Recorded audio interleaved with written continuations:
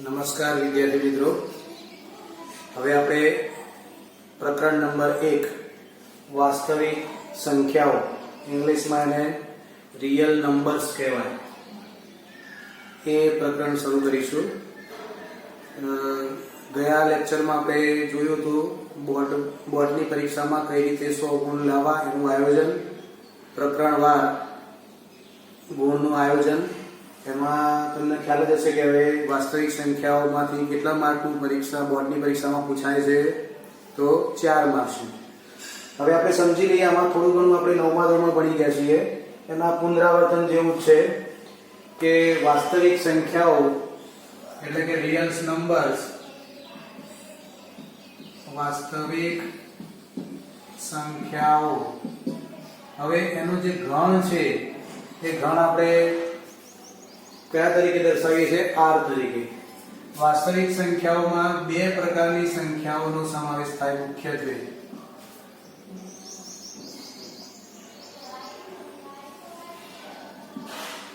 એક અસમય સંખ્યા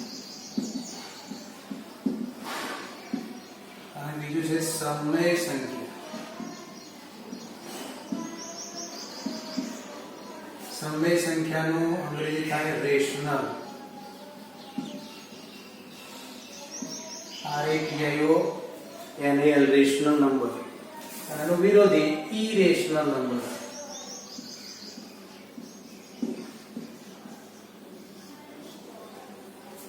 irrational numbers એટલે અસમય સંખ્યા.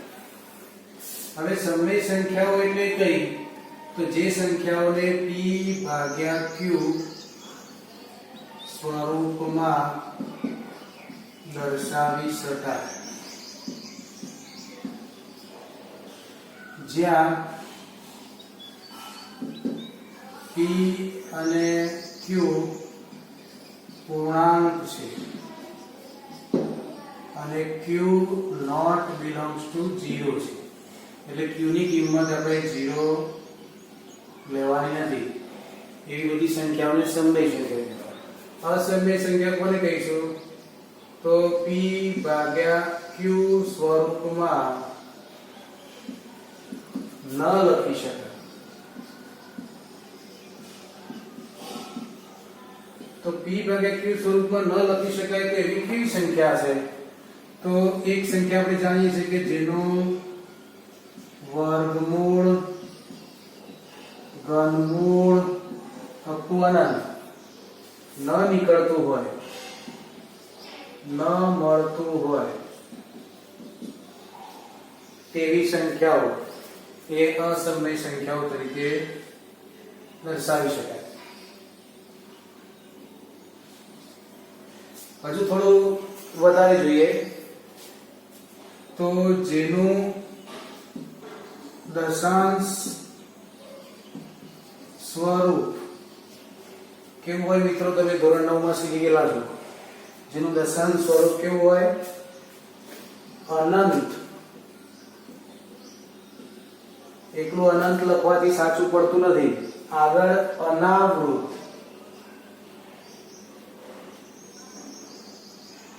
અનંત અનાવૃત હોય એ બધી સંખ્યાઓ અસમય સંખ્યા કહેવાય.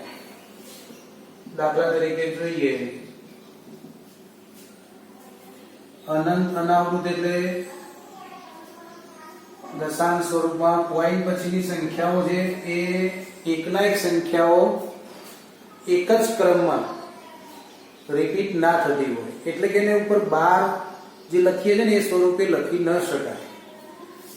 હું લખું છું કે 1 પછી 1 0 મૂકું છું, પછી 2 એકડા કરીને 1 0 મૂકું છું, પછી 3 એકડા કરીને 1 0 મૂકું, પછી 4 એકડા કરીને 1 0 મૂકું. એમ આવી અનંત સુધી સંખ્યાઓ લખું તો આને આપણે 12 સ્વરૂપે લખી શકતા નથી, કે 10 10 10 રિપીટ થતા નથી, કે 101 101 101 101 રિપીટ થતા નથી. એટલે આ સંખ્યાનું જે દશાંશ સ્વરૂપ છે અનંત અનાવૃત કહી શકાય. આવું તમે ઘણી બધી સંખ્યાઓ તમે જાતે બનાવી શકો છો. ધોરણ 9 માં તમે શીખ્યા છો. તો જેનું દશાંશ સ્વરૂપ અનંત અનાવૃત હોય, વર્ગમૂળ ઘનમૂળ ન મળતો એ સંખ્યાઓ તમે જાણો છો, એટલે આપણે સંખ્યા લખવાની જરૂર નથી. હવે અસમય સંખ્યા નો ગણ અસમય સંખ્યા ગણને q બાર તરીકે લખાય છે. q ઉપર બારનું ચિહ્ન લગાવવામાં આવે છે.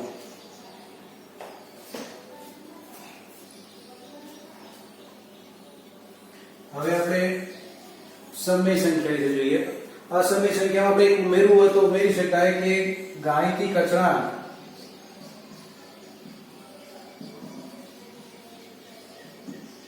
પાઈ ની કિંમત પણ કેવી છે? પાઈ એકમમાં અસમય સંખ્યા છે. એ તમે ધોરણ 9 માં શીખી ગયા છો.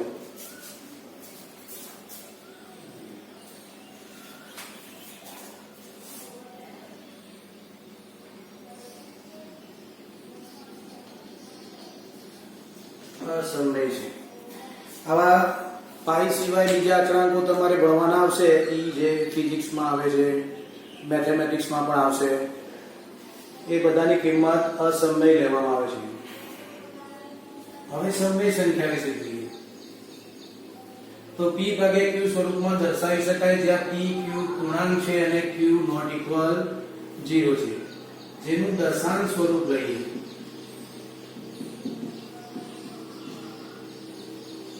તો બે પ્રકારનું આવે. એક શાંત અને બીજું આવે અનંત આવૃત.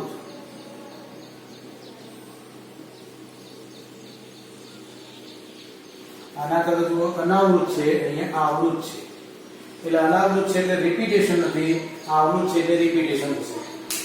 દાખલા તરીકે જોઈએ, શાંતમાં જોઈએ તો 1/2 લઈએ તો 0.5 જવાબ આવે. આ દશાંશ સ્વરૂપ શાંત. 1/5 લઈએ તો 0.2 જવાબ આવે. એમ કરતા કરતા 1/2n અને 5n, જ્યાં m અને n belongs to n. આવા સ્વરૂપની જે બધી સંખ્યાઓ એનું દશાંશ સ્વરૂપ એ શાંત બને. અને આવા સ્વરૂપમાં જે ન હોય એ બધાનું દશાંશ સ્વરૂપ અનંત બને. અહીંયા ઉદાહરણ લઈએ, દાખલા તરીકે આપણે 1/3 લઈએ તો 0.333 એમ અપ ટુ અનંત સુધી આવશે. તો જેને આપણે 12 તરીકે લખી શકીએ 0.312, 3 નું રિપીટેશન. બીજું એક ઉદાહરણ લઉં, 1/7 મોટું ઉદાહરણ. તો 1/7 એટલે 0.142857 અને 142857 એમ રિપીટેશન થાય. એટલે કે 0.142857 ઉપર 12 લખાય. એટલે આ બધા આંકડાનું રિપીટેશન થાય. તો આવી જે સંખ્યાઓ છે એ બધી સંખ્યાઓ એ સમય સંખ્યાઓ કહેવાય. હવે સમય સંખ્યાનો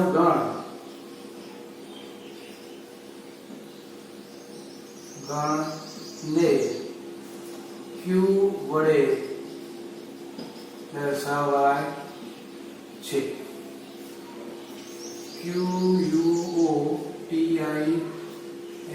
quotient તરીકે દર્શાવાય છે.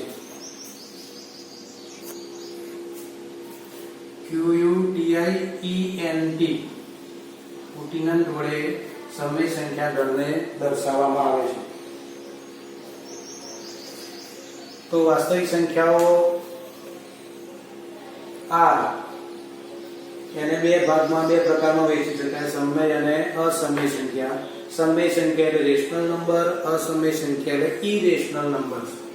p ભાગ્યા q સ્વરૂપમાં દર્શાવી શકાય અને p ભાગ્યા q સ્વરૂપમાં ન લખી શકાય. એમાં p ને q પૂર્ણાંક લેવાય અને q નોટ ઇક્વલ 0 એટલે છેદ 0 હોવો જોઈએ નહીં. બંનેના દશાંશ સ્વરૂપ જોઈએ તો આનું દશાંશ સ્વરૂપ શાંત અથવા અનંત આવૃત હોય, આનું દશાંશ સ્વરૂપ અનંત અનાવૃત હોય. અનંતના અવરોધ એટલે 0 પોઈન્ટ પછીની સંખ્યાઓ ચોક્કસ ક્રમમાં રિપીટ થતી ન હોય એટલે કે બાર સ્વરૂપે લખી શકાય નહીં. અનંત દશાંશ સ્વરૂપમાં શાંતને તો 1/2 હોય તો 0.5, 1/5 હોય તો 0.2 આવી કેટલાય ઉદાહરણો બને કે જેમાં 2 ની m ઘાત 5 ની m ઘાત સ્વરૂપનો છેદ હોય mn belongs to n તો એ બધાનું દશાંશ સ્વરૂપ શાંત થાય. હવે અનંતના અવરોધમાં સંખ્યાઓનું પુનરાવર્તન થાય એટલે કે એને 12 સ્વરૂપે લખી શકાય. ઉપર 12 0.312 લખીએ 1/7 લઈએ તો 0.1428 57 14 28 57 ના ક્રમમાં જવાબ આવે એટલે 0.1428 57 પર 12 તરીકે લખાય. સમય સંખ્યા ગણને આપણે ક્વેશ્ચન એટલે q અને અસમય સંખ્યા ગણને q12 તરીકે લખી શકાય છે. તો આટલું તમે વ્યવસ્થિત લખી દો. હવે સમય સંખ્યામાં સમાવેશ બીજી સંખ્યાના પ્રકારો આપણે જોઈએ. જો મિત્રો સમય સંખ્યાઓના આપણે બે ભાગ પાડ્યા છે. કોટિયન્ટ નંબર સમય સંખ્યાઓ, પૂર્ણાંક સંખ્યાઓ અને અપૂર્ણાંક સંખ્યા. પૂર્ણાંક સંખ્યાઓને આપણે ઇન્ટેજર્સ પણ કહેવાય. અપૂર્ણાંક સંખ્યાઓ અને પૂર્ણાંક સંખ્યાઓમાં ફરક શું પડે છે? તો પૂર્ણાંક સંખ્યાને p/q સ્વરૂપમાં તો લખાય જ,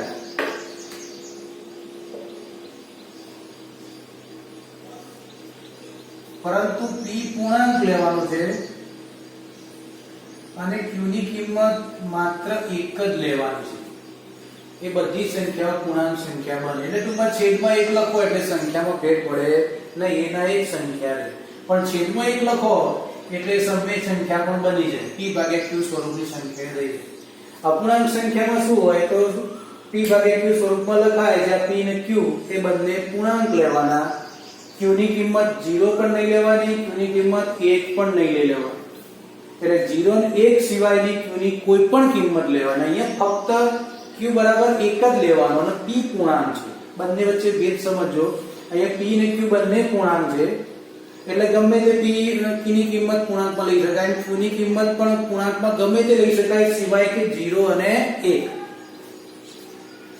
હવે પૂર્ણાંક સંખ્યાઓ ત્રણ ભાગમાં હોય. એક ધન પૂર્ણાંક, બીજો ઋણ પૂર્ણાંક અને ત્રીજી એક સંખ્યા શૂન્યનો સમાવેશ થાય છે. પૂર્ણાંક સંખ્યા ગણને z તરીકે અથવા તો I ગણ તરીકે પણ દર્શાવાય. z એ ગ્રીક ભાષાનો શબ્દ છે ઝલેન અને I તો આપણે લખ્યું છે ઇન્ટેજર્સ.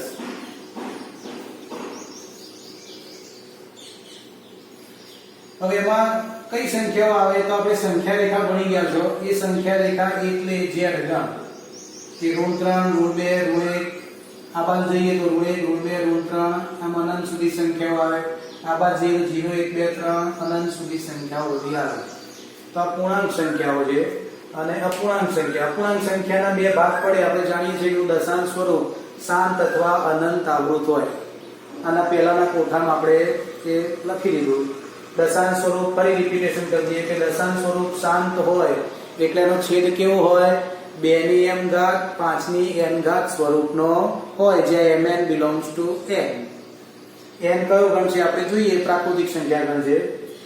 અને બીજું અનંત આવૃત હોય એટલે અનંત આવૃત હોય એટલે કે 12 તરીકે લખી શકાય. પોઈન્ટ પછી ઓકડા બધા પુનરાવર્તિત થતા હોય.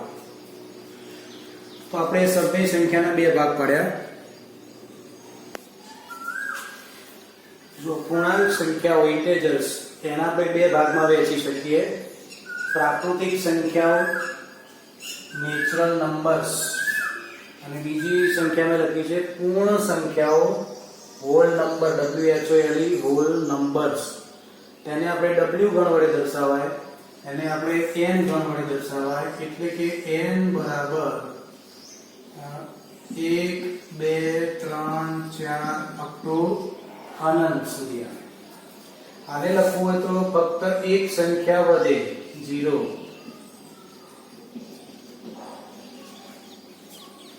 એટલે પ્રાકૃતિક સંખ્યાઓ માટે n છે અને પૂર્ણ સંખ્યા માટે w છે. પ્રાકૃતિક સંખ્યામાં ફક્ત 0 ઉમેરો એટલે પૂર્ણ સંખ્યાનો ગણ થઈ જાય. એટલે एक्चुअली प्राकृतिक संख्या गण ए पूर्ण संख्या नो उपगण बने, पूर्ण संख्या ए पूर्णांक संख्या गण z नो उपगण बने, पूर्णांक संख्या गण ए q नो उपगण बने અને q એ r નો ઉપગણ બને. આમ આપણે આ રીતે લખી શકીએ n subset w subset z subset q subset r. વાસ્તવિક સંખ્યાઓ, સમય સંખ્યાઓનો ગણ, પૂર્ણાંક સંખ્યાનો ગણ, પૂર્ણ સંખ્યાનો ગણ અને પ્રાકૃતિક સંખ્યાનો ગણ. ફરી એક વખત સમજી લો. n એટલે નેચરલ નંબર્સ, પ્રાકૃતિક સંખ્યાઓ, બધી ધન સંખ્યાઓ આવે. w એટલે હોલ નંબર્સ, પૂર્ણ સંખ્યાઓ, 0 અને પ્રાકૃતિક સંખ્યાઓ આવે. z જહલેન અથવા તો i ઇન્ટેજર્સ, એમાં ધન પૂર્ણાંક, ઋણ પૂર્ણાંક અને શૂન્ય આવે. પછી q એટલે સમય સંખ્યાઓ, રેશનલ નંબર, ક્વોશન્ટ, એમાં p ભાગે q સ્વરૂપની તમામ સંખ્યાઓ આવે.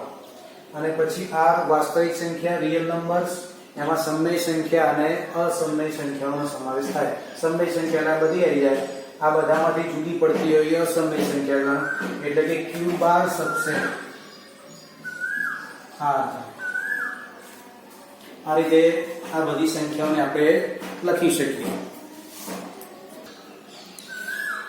જો પ્રાકૃતિક સંખ્યાઓ, નેચરલ નંબર્સ, એને આપણે અલગ અલગ પ્રકારમાં વેચી શકીએ. પહેલે લખીએ આપણે એકી સંખ્યાઓ,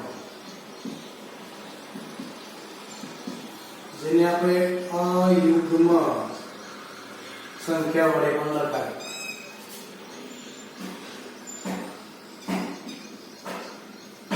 જેને ઇંગ્લિશમાં ODD ઓડ વડે પણ લખાય. અને 1 થી શરૂ થાય એટલે O બરાબર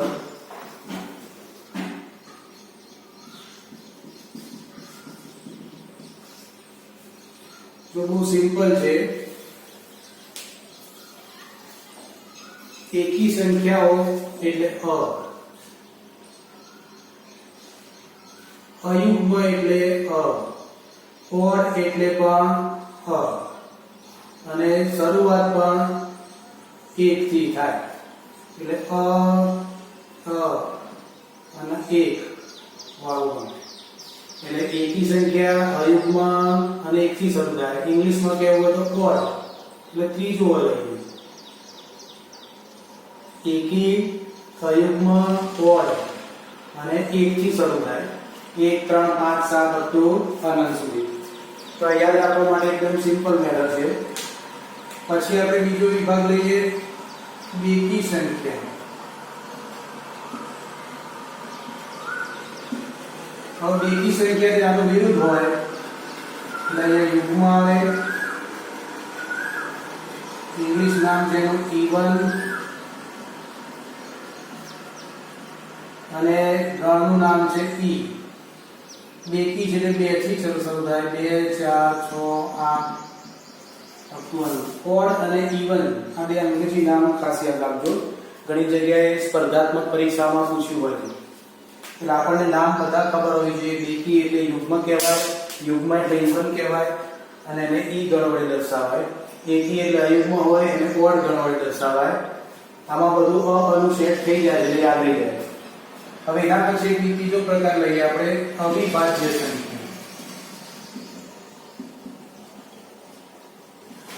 અવિભાજ્ય સંખ્યા એટલે પ્રાઇમ નંબર્સ.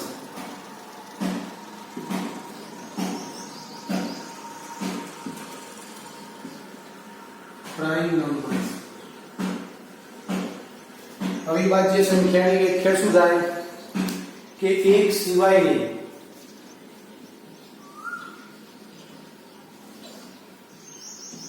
કોઈ પણ સંખ્યા જેને ઓછામાં ઓછા 2 અવયવ હોય, એક અને તે પોતે, એટલે તે સંખ્યા પોતે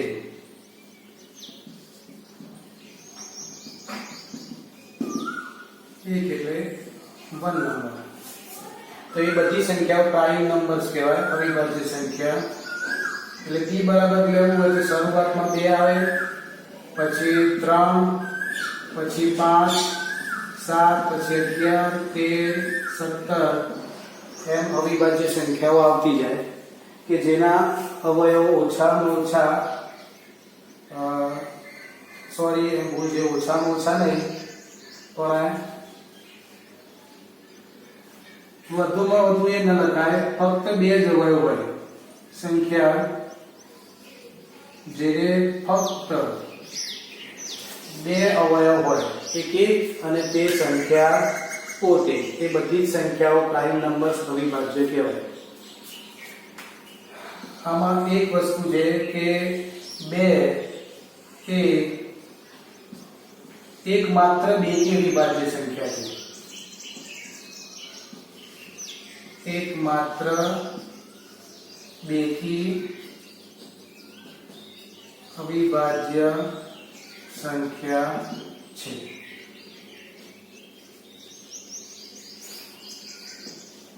એટલે કે તમામ એકી સંખ્યાઓ અવિભાજ્ય સંખ્યા. તમામ તો ના કહી શકાય કારણ કે આમાં 9 આવે એ એકી છે પણ છતાં એ અવિભાજ્ય નથી. એટલે ખાસ યાદ રાખજો કે 2 માત્ર એવી એકી સંખ્યા છે કે એ અવિભાજ્ય છે. અને જે એકી સંખ્યાઓ આવે એમાં મોટા ભાગની અવિભાજ્ય સંખ્યાઓ આવે, જેમ કે 3, 5, 7 પછી 9 આવે તો પછી વિભાજ્ય થઈ જાય, એના ભાગ પડી જાય, એના અવયવ 1, 2 કરતા વધારે થાય તો વિભાજ્ય સંખ્યા બની.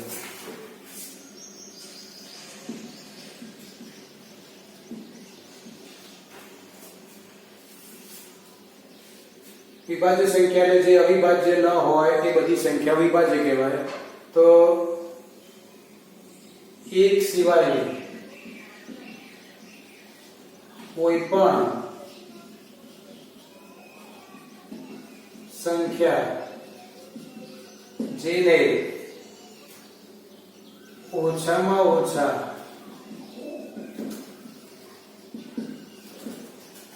2 અવયવ હોય, એટલે આમાં ઓછામાં ઓછા સેટ થઈ જાય. ઓછામાં ઓછા 2 નો અર્થ શું થાય? 2 અથવા 2 થી વધારે અવયવ હોય. એટલે આમ તો 2 અવયવ હોય તો એ અવિભાજ્ય થઈ જાય, એટલે ઓછામાં ઓછા 2 પણ ના ચાલે. આપણે એક્ઝેક્ટ પ્રોપર એને લખવું હોય તો જેને 2 થી વધુ અવયવ હોય એવું લખાય. 2 થી વધુ અવયવ હોય તેને વિભાજ્ય સંખ્યાઓ કહેવાય.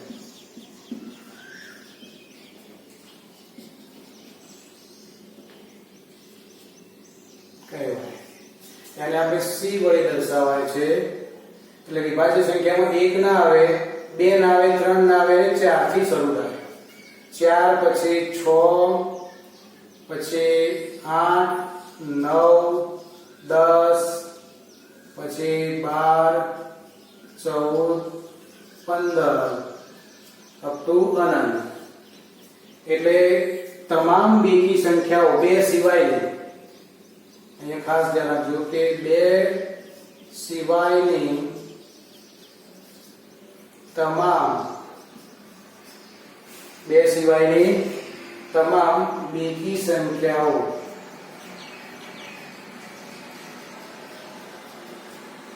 એ વિભાજ્ય હોય.